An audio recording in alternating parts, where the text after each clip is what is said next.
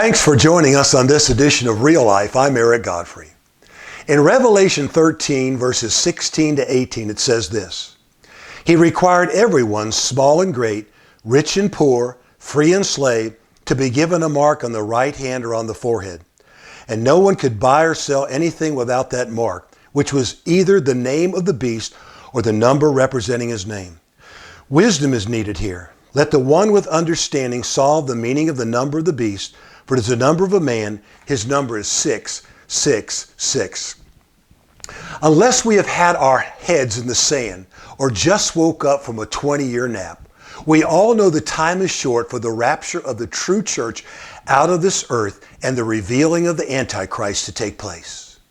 Let's look at some present-day indicators and plans being made by the global cabal that will help to enhance and implement the Antichrist agenda when he comes to power. Have you ever heard of United Nations Plan Agenda 21? It is a plan that was agreed upon by 179 nations back in 1992. Its tenets are to develop a totalitarian state throughout the world, to have inventory control of all land, water, minerals, all plants, all animals, all construction, all means of production, all food, all energy, and all information. Then there's a 2030 agenda put out by the founder and leader of the World Economic Forum, Klaus Schwab. Their premise is that by 2030, we will own nothing and we will be happy. The future envisioned by the WEF includes minimal meat and maximum zero emissions food, which includes bugs as consumers' main source of protein. One very famous preacher, and if I mention his name, a vast majority of you would know him, recently said, in every generation, there seems to be some human figure that could possibly fit the profile of the Antichrist who will come. My personal opinion, he said, for today, is that person could very well be Klaus Schwab. Klaus Schwab advisor is named Yuval Harari, and he said this less than a year ago. With all this story about Jesus rising from the dead and being the Son of God, this is fake news. He also said, we are upgrading humans into gods. We must work with the beast and not against it. He went on to say, previous surveillance was mainly above the skin. Now it's below the skin. Then there is ESG, which is also about control and dominance over people and companies. E is for environment. This coalition is determined to advance green energy sources by punishing, reducing, and restraining industries such as coal, agriculture, lumber, fossil fuels, oil and gas, and any sector they deem that harms the environment. The S is for social. The social aspect of the scoring system measures a company or individual's commitment to social justice causes, or in other words, social woke causes and ideologies. The G is for governance. It is the metric to ensure companies fall in line with the WEF and the globalist destructive, progressive, liberal agenda.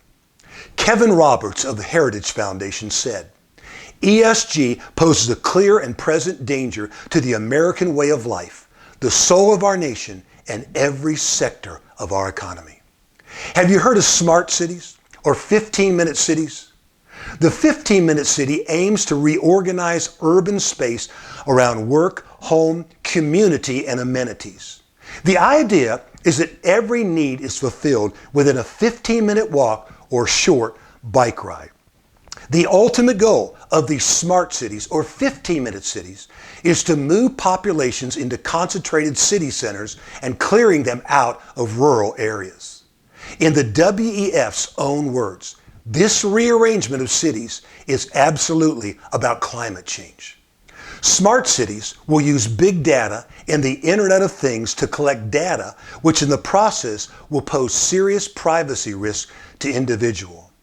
The list includes facial recognition, which can be used to track innocent civilians. Smart meters will give unprecedented information about households and their appliances. Smart devices can spy on people in their homes. Self-driving cars will collect and share data on our exact location and transportation habits. Smart transportation systems can track passengers' movements. Social credit systems can serve to shame people and make their lives unnecessarily difficult, even because of minor violations. China has one surveillance camera for every 2 people in the country. They have implemented a social credit score based on a person's everyday actions or speech. If you step out of line or say something the government thinks you shouldn't, you are penalized with the likes of no air or train travel, no long distance travel by car, can't buy property, child won't get into the university, and could even be banned from high-speed internet, just to name a few penalties. Someone wrote about the coming smart or 15-minute cities and said, transhuman residents will be locked down and unable to travel outside of their designed zones, living with no privacy under constant surveillance. Via the digital ID and the newly introduced programmable state digital currency, all their purchasing decisions will be restricted and monitored. All online activity will be monitored. Everything they say will be monitored. Then there is a current proposal being looked at by central banks around the world, the creation of CBDCs, which stands for central bank digital currencies, or better known as digital dollars. Simply put, CBDCs would put an end to physical cash. Everything that has to do with our money, be it personal or business, would be digitized. In essence, the Federal Reserve, which by the way is neither federal or reserve, would have control over our digital dollars. And what could that eventually lead to? The launch of a social credit score for each adult American. As we said previously, social credit scores are already in place in communist China. So the possibility with CBDCs is that if our government didn't like what we were posting on social media, texting, or talking about on our cell phones, they could cut off our financial account with a stroke of a key. It would also involve tracking our spending habits and movements. This very thing happened in Canada this last year with the trucker strike. Those who gave to GoFundMe accounts and other fundraising venues had their bank accounts frozen by the government for a while. Does this all sound sci-fi to you, or clearly like end times biblical reality? Again, the Antichrist, when he appears, will move to control the world's population in any way that he can. He will control commerce, or buying and selling, which every person on the planet participates in. Remember what we read earlier. He requires everyone, small and great, rich and poor, free and slave, to be given a mark on the right hand or on the forehead. And no one could buy or sell anything without that mark. In these last days, the big banks, big tech, big pharma, and big governments around the world, in collusion with the mainstream media, which is owned by just 5 major corporations, are knowingly or unknowingly plotting to ultimately control and subjugate the planet to their wishes and plans. I encourage you to do your own due diligence by using the search engine DuckDuckGo and exploring the subjects of Agenda 2030, Agenda 21, the World Economic Forum, and ESG even further. I sincerely believe that we're at the end game. The rapture is imminent, and the Antichrist most likely is in the shadows, waiting to reveal himself when the Church of Jesus Christ is taken off of this earth. Until next time, this is Real Life, and I'm Eric Godfrey.